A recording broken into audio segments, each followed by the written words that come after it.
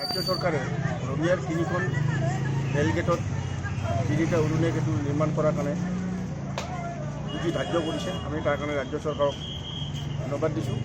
কিন্তু রঙিয়ার আন এখন অতিকে গুরুত্বপূর্ণ রেল ক্রসিং আমার রঙিয়া তিনিআলির যেটো রঙিয়া ভূটান পথ সেটা আন্তঃরাষ্ট্রীয় পথ। এই পথত খুব তীব্রবেগী যানবাহন চলে। তার ট্রেফিকের ভলিউমটো সাংঘাতিক। ডেইলি প্রায় 40,000-এর বেশি পপুলেশন অহা যোৱা কৰে। আৰু সেই ঠাইত আজি ৰেলগেটৰ ওপৰত উৰণীয়া সেতু নিৰ্মাণ হোৱাৰ ফলত ৰাইজে যথেষ্ট বিয়াটো ভোগ কৰিবলগীয়া হৈছে।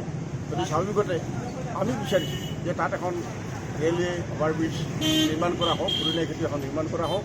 আৰু সেইকাৰণে আজি আমি আমাৰ স্থানীয় মহকুমাধিপতিৰ জৰিয়তে সন্মানীয় মুখ্যমন্ত্ৰীলৈকে এখন স্মাৰকপত্ৰ প্ৰদান কৰিছোঁ।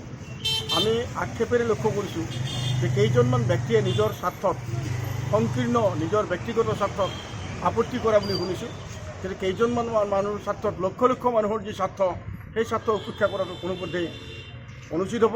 আৰু সেইকাৰণে আমি বিচাৰোঁ যে আজি লক্ষ লক্ষ ৰাইজৰ স্বাৰ্থক অগ্ৰাধিকাৰ দি ৰঙিয়া তিনিআলিস্থ ৰঙিয়া ভূটান পথত যিখন ৰেলৱে অভাৰব্ৰিজ আমি যিখনৰ কাৰণে প্ৰস্তাৱ কৰিছোঁ, এইখন সোনকালেই ৰাজ্য চৰকাৰে নিৰ্মাণ কৰা দৰকাৰ কেন্দ্ৰীয় চৰকাৰৰ সহযোগত। আৰু তাৰ কাৰণে আমি দাবী জনাইছোঁ। আৰু যি পৰ্যন্ত চৰকাৰে এই দাবী পূৰণ নকৰিব, আমাৰ ৰাইজৰ মাজত ব্যাপক প্ৰচাৰ আৰু আন্দোলন আমি সংগঠিত কৰি যাম।